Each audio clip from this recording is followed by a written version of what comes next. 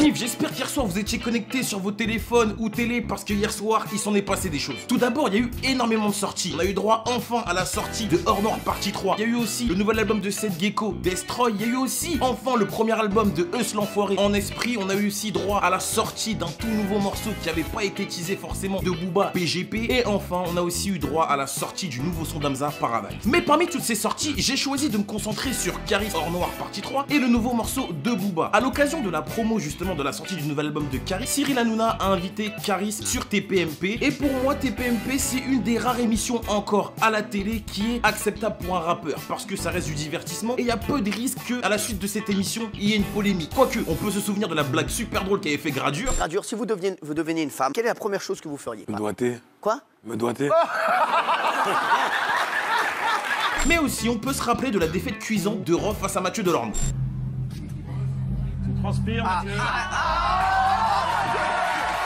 Bref, j'ai un peu la flemme de me faire striker, du coup si vous avez raté l'émission, je vous propose d'aller regarder des résumés sur les réseaux sociaux, il y a plein de trucs qui tournent, mais honnêtement je trouve que lors de cette émission, Caris a plutôt bien fait sa promo, interagissait super bien avec les chroniqueurs, avec Cyril Hanouna, jusqu'au moment où Cyril Hanouna a décidé de jouer le rabibocheur et d'appeler Booba. C'était limite un piège qui était tendu envers Caris, parce que Cyril Hanouna est pote avec Booba, à chaque fois que Caris essaie de se défendre, eh ben il était un petit peu mis de côté et c'était plus dans le sens de Booba. Et au final ce moment-là a plus servi à Booba qu'à Caris. Maintenant on va se concentrer justement sur le tout nouveau son que Booba a fait. Vous êtes nombreux à me poser des questions déjà. Ouais Joss, qu'est-ce que tu penses de Hors Noir partie 3? L'album il vient juste de sortir, on peut pas encore donner vraiment un avis objectif. Il y a 3-4 sons que j'ai bien kiffé, on va prendre le temps d'écouter, il y a quand même des morceaux qui sont sympas et je pense que la semaine prochaine je vous sortirai un conseil de classe sur Hors Noir partie 3 de Caris. Et donc le fameux PGP de Booba, le son est sorti à minuit en même temps qu'Hors Noir. Je pense que c'était prémédité, c'était préparé, c'était voulu. Il a essayé un petit peu d'accaparer l'actualité sur lui afin de faire de l'ombre, je pense, à Caris. Et c'est vrai que le morceau est super bon. Il est actuellement numéro 1 sur iTunes. Le morceau est super bon et je vais vous expliquer pourquoi. Alors d'abord, on va parler de la prod qui est juste incroyable. D'ailleurs, si vous avez le nom du beatmaker, mettez-le moi dans les commentaires. La prod, quand je l'ai entendue, elle m'a directement fait penser à Maskoff. Vous savez, les petites sonorités avec la flûte très entraînant. Après, quand je l'ai réécouté, je me suis dit, on aurait dit un générique de dessin animé. Non, je vous jure les gars, c'est super vrai. Quand tu calques le début de la prod sur un dessin animé, ça passe super crème.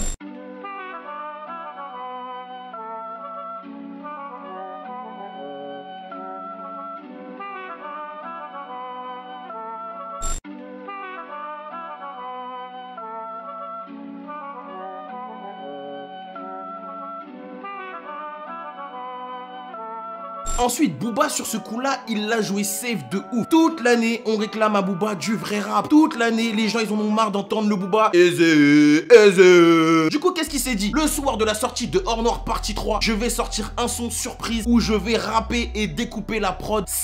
Quand tu l'écoutes ce son, on aurait même dit le Booba de Wallabog, un morceau qui était sur un des meilleurs albums pour moi de B2O, Nero Nemesis. Il se remet à rapper, à découper, pas d'autotune, des punchlines side. Mais pour une fois, j'ai aussi décidé d'analyser certaines punchlines. Première punchline qui m'a interpellé: le flic tueur d'Adama Traoré sera acquitté. Finalement, ce qu'il dit, c'est quelque chose que tout le monde pense. C'est une affaire qui traîne depuis longtemps, paix à son âme. D'ailleurs, on n'a aucun dénouement favorable à la famille de la victime. Donc là, petit parallèle avec l'actualité, il donne son avis sans vraiment trop se mouiller. Deuxième punchline qui m'a interpellé: Maes m'a dit Cop la madrina veut se marier. Petite dédicace à Maes avec le son Madrina qu'ils ont fait en feat qui caracole en haut des charts, faut dire la vérité. C'est pas le son qui tourne dans mon iPod, mais la vérité c'est que les chiffres mentent pas et le son est un succès commercial, le son est un hit. La petite dédicace à Maes, c'est bien trouvé. Troisième punchline, c'est quand il dit toujours prêt à niquer des mères, je tenais à le souligner. Le rap aujourd'hui c'est pas que de la musique ou du visuel, c'est de l'entertainment, c'est un personnage. Il a réussi à toujours rester dans l'air du temps, à se faire respecter des nouveaux, à être d'actualité, à fournir une musique qui sonnait pas trop à l'ancienne. Finalement en fait c'est un mec qui est toujours là, qui fait l'actualité, donc très très fort à lui. Et en plus c'est lui qui te le dit: je suis toujours là, je suis toujours prêt à tout niquer. Malgré tout ce qu'il y a autour, les clashs, l'entertainment, Instagram, etc.,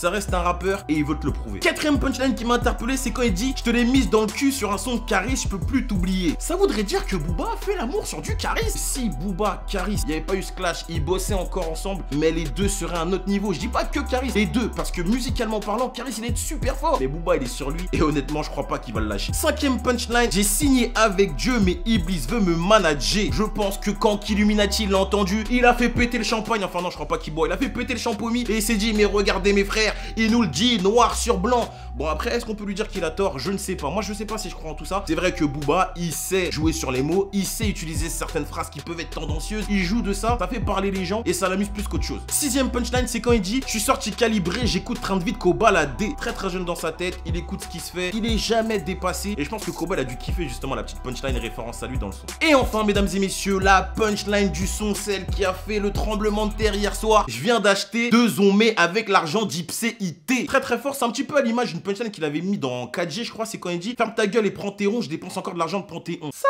Damso le sait très bien que Booba le produit, donc si Damso est riche, Booba est encore plus riche. Mais voilà, la petite référence, le petit pic. Donc si vous voulez vraiment mon avis sur ce son là, j'ai kiffé. On retrouve un Booba de Nero Nemesis un peu à la Wallabot. La prod elle est énervée, ça me rappelle un petit peu Maskoff. Ces derniers temps je trouve qu'il a suivi les tendances du game. Ce son là, il arrive avec un délire qui j'ai pas forcément entendu en France. Ça reste de la trappe bien entendu, mais le délire de la prod et tout, c'est quand même assez particulier et c'est ça qu'on veut de lui. Et d'ailleurs très technique sur ce son PGP, l'ensemble des rimes sont en et ou est. Donc voilà, dites-moi ce que vous avez pensé du son PGP, c'est sorti hier soir. Et aussi dites-moi ce que vous avez pensé de ce qui s'est passé en TPMP. Est-ce que c'était une bonne idée que Caris reste pour rappeler Booba? Bref, on se retrouve très prochainement pour une toute nouvelle vidéo. C'était votre boy Joss. J'espère que vous avez kiffé cette nouvelle vidéo. Si c'est le cas, bombardez de pouces bleus. Comme d'hab, rejoignez-moi sur Instagram, la diète se passe bien. Et si vous voulez les pulls, comment faire pour avoir les pulls? Suivez-moi sur Instagram, je vous envoie l'adresse. Bref, c'est votre boy Joss. See you next time, guys. Peace out. Putain, qu'est-ce que je kifferais dire que je dépense encore l'argent de mes anciennes vidéos FIFA. Ouais.